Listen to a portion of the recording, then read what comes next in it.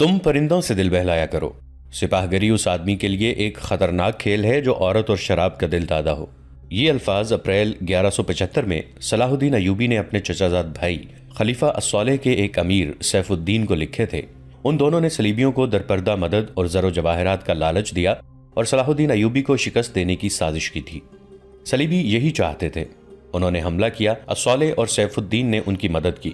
صلاح الدین ایوبی نے ان سب کو شکست دی۔ امیر سیف الدین اپنا مال و متاع چھوڑ کر بھاگا۔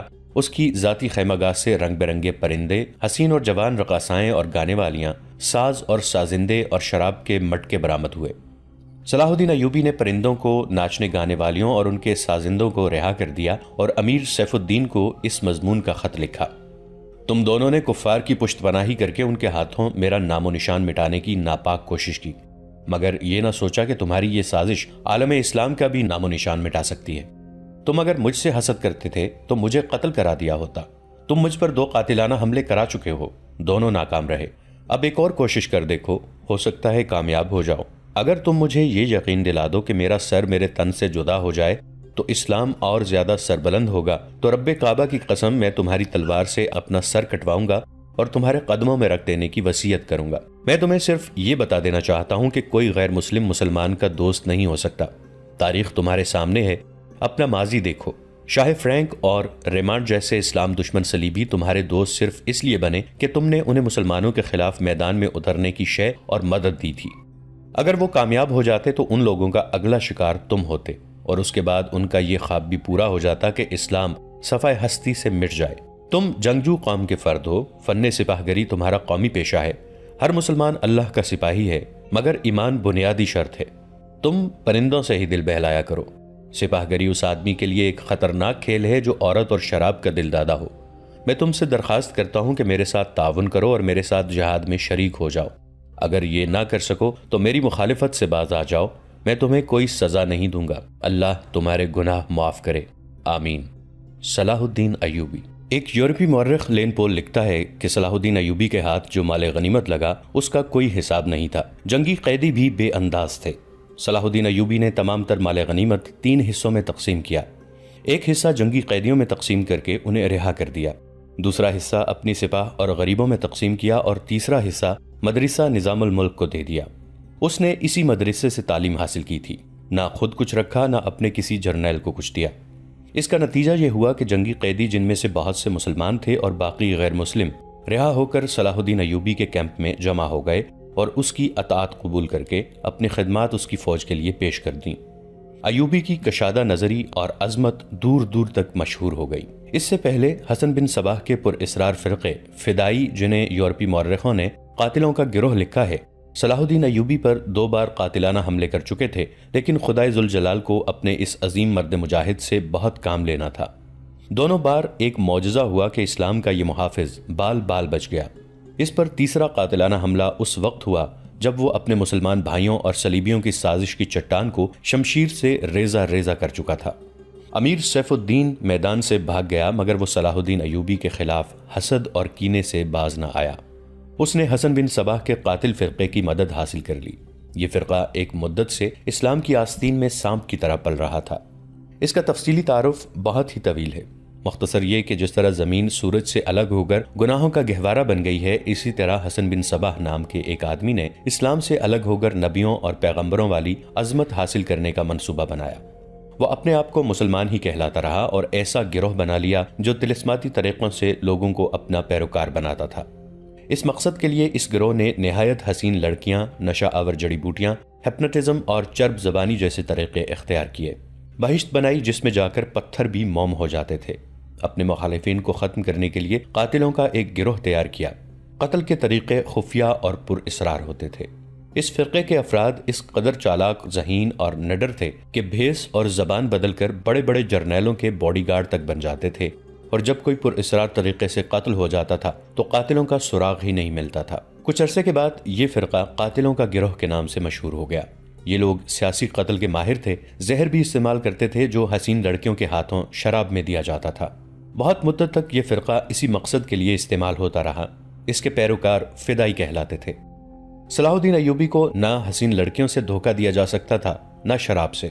وہ ان دونوں سے نفرت کرتا تھا۔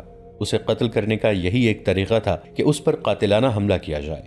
اس کے محافظوں کی موجودگی میں اس پر حملہ نہیں کیا جا سکتا تھا۔ 2 حملے ناکام ہو چکے تھے۔ اب جبکہ صلاح الدین ایوبی کو یہ توقع تھی کہ اس کا چچا زاد بھائی الصالح اور امیر سیف الدین شکست کھا کر توبہ کر چکے ہوں گے، انہوں نے انتقام کی ایک اور زیر زمین کوشش کی۔ صلاح الدین ایوبی نے اس فتح کا جشن منانے کی بجائے حملے جاری رکھے اور 3 قصبوں کو قبضے میں لے لیا۔ ان میں غازہ کا مشہور قصبہ بھی تھا۔ اسی قصبے کے گرد نواح میں ایک روز صلاح الدین ایوبی اسیر جار الاسدی کے خیمے میں دوپہر کے وقت غنودگی کے عالم میں سستا رہا تھا۔ اس نے اپنی وہ پگڑی نہیں اتاری تھی جو میدان جنگ میں اس کے سر کو صحرا کے سورج اور دشمن کی تلوار سے محفوظ رکھتی تھی۔ خیمے کے باہر صلاح الدین ایوبی کے محافظوں کا دستہ موجود اور چوکس تھا۔ باڈی گارڈز کے اس دستے کا کمانڈر ذرا سی دیر کے لیے وہاں سے چلا گیا۔ ایک محافظ نے صلاح الدین ایوبی کے خیمے کے گرے ہوئے پردوں میں سے جھانکا۔ اسلام کی عظمت کے پاسبان کی آنکھیں بند تھیں۔ وہ پیٹھ کے بل لیٹے ہوئے تھے۔ اس محافظ نے باڈی گارڈز کی طرف دیکھا۔ ان میں سے 3-4 باڈی گارڈز نے اس کی طرف دیکھا۔ محافظ نے اشارے کے طور پر اپنی آنکھیں بند کر کے کھولی۔ 3-4 محافظ اٹھے اور دوسروں کو باتوں میں لگایا۔ محافظ خیمے میں چلا گیا، کمر بند سے خنجر نکالا، دبے پاؤں چلا اور پھر چیتے کی طرح سوئے ہوئے صلاح الدین ایوبی پر جست لگائی۔ خنجر والا ہاتھ اوپر اٹھا۔ عین اس وقت صلاح الدین ایوبی نے کروٹ بدل لی۔ یہ نہیں بتایا جا سکتا کہ محافظ خنجر کہاں مارنا چاہتا تھا، دل میں یا سینے میں، مگر ہوا یوں کہ خنجر صلاح الدین ایوبی کی پگڑی کے بالائی حصے میں اتر گیا اور سر سے بال برابر دور رہا۔ پگڑی سر سے اتر گئی۔ صلاح الدین ایوبی بجلی کی تیزی سے اٹھے۔ انہیں یہ سمجھنے میں دیر نہ لگی کہ یہ سب کیا ہے۔ ان پر اس سے پہلے ایسے 2 حملے ہو چکے تھے۔ انہوں نے بھی حیرت کا اظہار نہ کیا کہ حملہ آور ان کے اپنے باڈی گارڈز کے لباس میں تھا، جسے انہوں نے خود اپنے باڈی گارڈز کے لیے منتخب کیا تھا۔ انہوں نے ایک سانس جتنا بھی عرصہ ضائع نہ کیا۔ حملہ آور ان کی پگڑی سے خنجر کھینچ رہا تھا۔ ایوبی سر سے ننگے تھے۔ انہوں نے حملہ آور کی ٹھوڑی پر پوری قوت سے گھونسا مارا۔ ہڈی ٹوٹنے کی آواز سنائی دی۔ حملہ آور کا جبڑا ٹوٹ گیا تھا۔ وہ پیچھے کو گرا اور اس کے منہ سے ہیبت ناک آواز نکلی۔ اس کا خنجر صلاح الدین ایوبی کی پگڑی میں رہ گیا تھا۔ صلاح الدین ایوبی نے اپنا خنجر نکال لیا۔ اتنے میں 2 محافظ دوڑتے اندر آئے۔ ان کے ہاتھوں میں تلواریں تھیں۔ صلاح الدین ایوبی نے انہیں کہا کہ اسے زندہ پکڑ لو، مگر یہ دونوں محافظ صلاح الدین ایوبی پر ٹوٹ پڑے۔ صلاح الدین ایوبی نے ایک خنجر سے 2 تلواروں کا مقابلہ کیا۔ یہ مقابلہ 1-2 منٹ کا تھا کیونکہ تمام باڈی گارڈز اندر آ گئے تھے۔ صلاح الدین ایوبی یہ دیکھ کر حیران رہ گئے کہ ان کے باڈی گارڈز 2 حصوں میں تقسیم ہو کر ایک دوسرے کو لہو لہان کر رہے تھے۔ انہیں چونکہ معلوم نہیں تھا کہ ان میں ان کا دشمن کون ہے اور دوست کون، وہ اس معرکے میں شریک نہ ہو سکے۔ کچھ دیر بعد جب باڈی گارڈز میں سے چند ایک مارے گئے، کچھ بھاگ گئے اور بعض زخمی ہو کر بے حال ہو گئے، تو انکشاف ہوا کہ اس دستے میں جو صلاح الدین ایوبی کی حفاظت پر مامور تھا، 7 محافظ فدائی تھے جو صلاح الدین ایوبی کو قتل کرنا چاہتے تھے۔ انہوں نے اس کام کے لیے صرف ایک فدائی خیمے میں بھیجا تھا۔ اندر صورتحال بدل گئی، چنانچہ باقی بھی اندر چلے گئے۔ اصل محافظ بھی اندر گئے۔ وہ صورتحال سمجھ گئے اور صلاح الدین ایوبی بچ گئے۔ انہوں نے اپنے پہلے حملہ آور کی شہرگ پر تلوار کی نوک رکھ کر پوچھا کہ وہ کون ہے اور اسے کس نے بھیجا ہے۔ سچ بولنے کے بدلے صلاح الدین ایوبی نے اسے جان بخشی کا وعدہ دیا۔ اس نے بتا دیا کہ وہ فدائی ہے اور اسے کیمشتگن، جسے بعض مورخوں نے گمگشتگین لکھا ہے، نے اس کام کے لیے بھیجا تھا۔ کیمشتگن الصالح کے ایک قلعے کا گورنر تھا۔ اصل کہانی سنانے سے پہلے یہ ضروری معلوم ہوتا ہے کہ ان واقعات سے پہلے کے دور کو دیکھا جائے۔ صلاح الدین ایوبی کے نام، ان کی عظمت اور تاریخ اسلام میں ان کے مقام اور کارناموں سے کون واقف نہیں؟ ملت اسلامیہ تو انہیں بھول ہی نہیں سکتی، مسیحی دنیا بھی انہیں ہمیشہ یاد رکھے گی۔ لہذا یہ ضروری معلوم نہیں ہوتا کہ صلاح الدین ایوبی کا شجرہ نسب تفصیل سے بیان کیا جائے۔ ہم جو کہانی سنانے لگے ہیں وہ اس نوعیت کی ہے جس کی وسعت کے لیے تاریخ کا دامن تنگ ہوتا ہے۔ یہ تفصیلات وقائع نگاروں اور قلمکاروں کی ریکارڈ کی ہوئی ہیں، کچھ سینہ بسینہ اگلی نسلوں تک پہنچتی ہیں۔ تاریخ کے دامن میں صلاح الدین ایوبی کے صرف کارنامے محفوظ کیے گئے ہیں۔ ان سازشوں کا ذکر بہت کم آیا ہے جو اپنوں نے ان کے خلاف اور ان کی بڑھتی ہوئی شہرت اور عظمت کو داغدار کرنے کے لیے انہیں ایسی لڑکیوں کے جال میں پھانسنے کی بار بار کوشش کی گئی جن کے حسن میں طلسماتی اثر تھا۔ تاریخ اسلام کا یہ حقیقی ڈرامہ 23 مارچ 1169 کے روز سے شروع ہوتا ہے جب صلاح الدین ایوبی کو مصر کا وائسرائے اور فوج کا کمانڈر ان چیف بنایا گیا۔ انہیں اتنا بڑا رتبہ ایک تو اس لیے دیا گیا تھا کہ وہ حکمران خاندان کے نونہال تھے، اور دوسرے اس لیے کہ اوائل عمر میں ہی وہ فن حرب و ضرب کے ماہر ہو گئے تھے۔ سپاہ گری ورثے میں ہی پائی تھی۔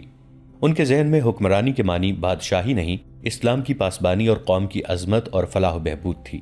ان کا جب شعور بیدار ہوا تو پہلی خلش یہ محسوس کی کہ مسلمان حکمرانوں میں نہ صرف یہ کہ اتحاد نہیں بلکہ وہ ایک دوسرے کی مدد سے بھی گریز کرتے تھے۔ وہ عیاش ہو گئے تھے۔ شراب اور عورت نے جہاں ان کی زندگی رنگین بنا رکھی تھی، وہیں عالم اسلام اور خدا کے اس عظیم مذہب کا مستقبل تاریک ہو گیا تھا۔ ان امیروں، ان کے وزیروں اور مشیروں کے حرم غیر مسلم لڑکیوں سے بھرے ہوئے ہوتے تھے۔ زیادہ تر لڑکیاں یہودی اور عیسائی تھیں جنہیں خاص تربیت دے کر ان حرموں میں داخل کیا گیا تھا۔ غیر معمولی حسن اور اداکاری میں کمال رکھنے والی یہ لڑکیاں مسلمان حکمرانوں اور سربراہوں کے کردار اور قومی جذبے کو دیمک کی طرح کھا رہی تھیں۔ اس کا نتیجہ یہ تھا کہ صلیبی، جن میں فرینک، فرنگی خاص طور پر قابل ذکر ہیں، مسلمانوں کی سلطنتوں کے ٹکڑے ہڑپ کرتے چلے جا رہے تھے، اور بعض مسلم حکمران شاہ فرینک کو سالانہ ٹیکس یا جزیہ ادا کر رہے تھے، جس کی حیثیت غنڈہ ٹیکس کی سی تھی۔ صلیبی اپنی جنگی قوت کے رعب سے اور چھوٹے موٹے حملوں سے حکمرانوں کو ڈراتے رہتے، کچھ علاقے پر قبضہ کر لیتے، تاوان اور ٹیکس وصول کرتے تھے۔ ان کا مقصد یہ تھا کہ آہستہ آہستہ دنیا اسلام کو ہڑپ کر لیا جائے۔ مسلمان حکمران اپنی رعایا کا خون چوس کر ٹیکس دیتے رہتے تھے۔ ان کا مقصد یہ تھا کہ انہیں عیش و عشرت میں پریشان نہ کیا جائے۔ فرقہ پرستی کے بیج بھی بو دیے گئے تھے۔ ان میں سب سے زیادہ خطرناک فرقہ حسن بن صباح کا تھا، جو صلاح الدین ایوبی کی جوانی سے ایک صدی پہلے معرض وجود میں آیا تھا۔ یہ مفاد پرستوں کا فرقہ تھا، بے حد خطرناک اور پر اسرار۔ یہ لوگ اپنے آپ کو فدائی کہلاتے تھے، جو بعد میں حشیشین کے نام سے مشہور ہوئے، کیونکہ وہ حشیش نام کی ایک نشہ آور شے سے دوسروں کو اپنے جال میں پھانستے تھے۔ صلاح الدین ایوبی نے مدرسہ نظام الملک میں تعلیم حاصل کی۔ یاد رہے کہ نظام الملک دنیا اسلام کی ایک سلطنت کے وزیر تھے۔ یہ مدرسہ انہوں نے قائم کیا تھا جس میں اسلامی تعلیم دی جاتی اور بچوں کو اسلامی نظریات اور تاریخ سے بہرہ ور کیا جاتا تھا۔ ایک مورخ ابن الاطہر کے مطابق نظام الملک حسن بن صباح کے فدائیوں کا پہلا شکار ہوئے تھے، کیونکہ وہ رومیوں کی توسیع پسندی کی راہ میں چٹان بنے ہوئے تھے۔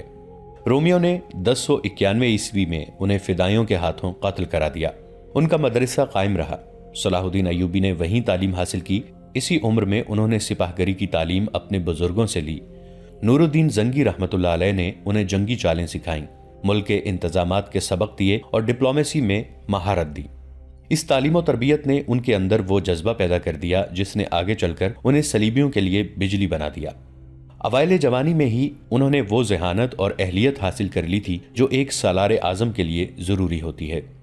صلاح الدین ایوبی نے فن حرب و ضرب میں جاسوسی یعنی انٹیلیجنس، کمانڈو اور گوریلا آپریشن کو خصوصی اہمیت دی۔ انہوں نے دیکھ لیا تھا کہ صلیبی جاسوسی کے میدان میں آگے نکل گئے ہیں اور وہ مسلمانوں کے نظریات پر نہایت کارگر حملے کر رہے ہیں۔ صلاح الدین ایوبی نظریات کے محاذ پر لڑنا چاہتے تھے جس میں تلوار استعمال نہیں ہوتی۔ اس کہانی میں آگے چل کر آپ دیکھیں گے کہ ان کی تلوار کا وار تو گہرا ہوتا ہی تھا، ان کی محبت کا وار اس سے کہیں زیادہ مار کرتا تھا۔ اس کے لیے تحمل اور بردباری کی ضرورت ہوتی ہے، جو انہوں نے اوائل عمر میں ہی اپنے آپ میں پیدا کر لی تھی۔ انہیں جب مصر کا وائسرائے اور کمانڈر ان چیف بنا کر مصر بھیجا گیا تو ان سینئر افسروں نے ہنگامہ برپا کر دیا جو اس عہدے کی آس لگائے بیٹھے تھے۔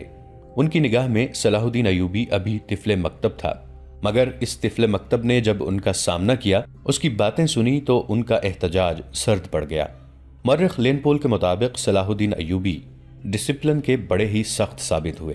انہوں نے تفریح، عیاشی اور آرام کو اپنے اور اپنی افواج کے لیے حرام قرار دے دیا۔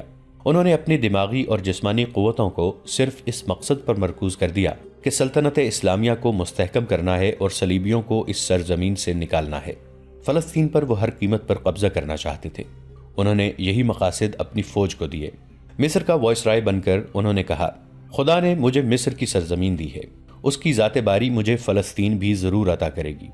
مگر مصر پہنچ کر ان پر انکشاف ہوا کہ ان کا مقابلہ صرف صلیبیوں سے نہیں بلکہ اپنے مسلمان بھائیوں نے ان کی راہ میں بڑے بڑے حسین جال بچھا رکھے ہیں جو صلیبیوں کے عزائم اور جنگی قوت سے زیادہ خطرناک ہیں۔ مصر میں صلاح الدین ایوبی کا استقبال جن زعماء نے کیا، ان میں ناجی نام کا ایک سالار خصوصی اہمیت کا حامل تھا۔ صلاح الدین ایوبی نے سب کو سر سے پاؤں تک دیکھا۔ سب کے ہونٹوں پر مسکراہٹ اور زبان پر پیار اور محبت کی چاشنی تھی۔ بعض پرانے افسروں نے انہیں ایسی نگاہوں سے دیکھا جن میں طنز تھی اور تمسخر بھی تھا۔ وہ صلاح الدین ایوبی کے صرف نام سے واقف تھے یا ان کے متعلق یہ جانتے تھے کہ وہ حکمران خاندان کا فرد اور اپنے چچا کا جانشین ہے۔ وہ یہ بھی جانتے تھے کہ نور الدین زنگی رحمۃ اللہ علیہ کے ساتھ ان کا کیا رشتہ ہے۔ ان کی نگاہوں میں صلاح الدین ایوبی رحمۃ اللہ علیہ کی اہمیت بس ان کے خاندان کی بدولت تھی، یا اس وجہ سے انہوں نے صلاح الدین کو اہمیت دی کہ وہ مصر کا فوجی وائسرائے بن کر آیا تھا۔ اس کے سوا انہوں نے صلاح الدین ایوبی رحمۃ اللہ علیہ کو کوئی وقت نہ دی۔ ایک بوڑھے افسر نے اپنے ساتھ کھڑے افسر کے کان میں کہا، بچہ ہے، ہم اسے پال لیں گے۔ مورخ اور اس وقت کے وقائع نگار یہ نہیں بتا سکتے کہ صلاح الدین ایوبی نے ان لوگوں کی نظریں بھانپ لی تھیں یا نہیں، وہ استقبال کرنے والے اس ہجوم میں بچہ لگ رہا تھا۔ البتہ جب وہ ناجی کے سامنے مصافحے کے لیے رکے تو ایوبی کے چہرے پر تبدیلی سی آ گئی تھی۔ وہ ناجی سے ہاتھ ملانا چاہتے تھے، لیکن ناجی جو ان کی باپ کی عمر کا تھا سب سے پہلے درباری خوشامدیوں کی طرح جھکا، پھر ایوبی سے بغلگیر ہو گیا۔ اس نے ایوبی کی پیشانی چوم کر کہا، میرے خون کا آخری قطرہ بھی تمہاری جان کی حفاظت کے لیے بہے گا۔ تم میرے پاس زنگی اور شرکوہ کی امانت ہو، میری جان عظمت اسلام سے زیادہ قیمتی نہیں۔ صلاح الدین ایوبی نے ناجی کا ہاتھ چوم کر کہا، محترم، اپنے خون کا ایک ایک قطرہ سنبھال کر رکھیے، صلیبی سیاہ گھٹاؤں کی مانند چھا رہے ہیں۔ ناجی جواب میں صرف مسکرایا، جیسے صلاح الدین ایوبی نے کوئی لطیفہ سنایا ہو۔ صلاح الدین ایوبی اس تجربہ کار سالار کی مسکراہٹ کو غالباً نہیں سمجھ سکے۔ ناظرین، آج کے لیے اتنا ہی۔ ہماری ویڈیوز سے اپڈیٹڈ رہنے کے لیے ہمارے اس چینل کو سبسکرائب کر کے نیچے موجود بیل آئیکن کو ضرور کلک کیجیے گا۔ آپ کے ساتھ انشاءاللہ جلد ملاقات ہوگی اسی کہانی کی نئی قسط کے ساتھ۔ تب تک کے لیے اپنا بہت سا خیال رکھیے گا۔ ہمارا اور آپ کا اللہ نگہبان۔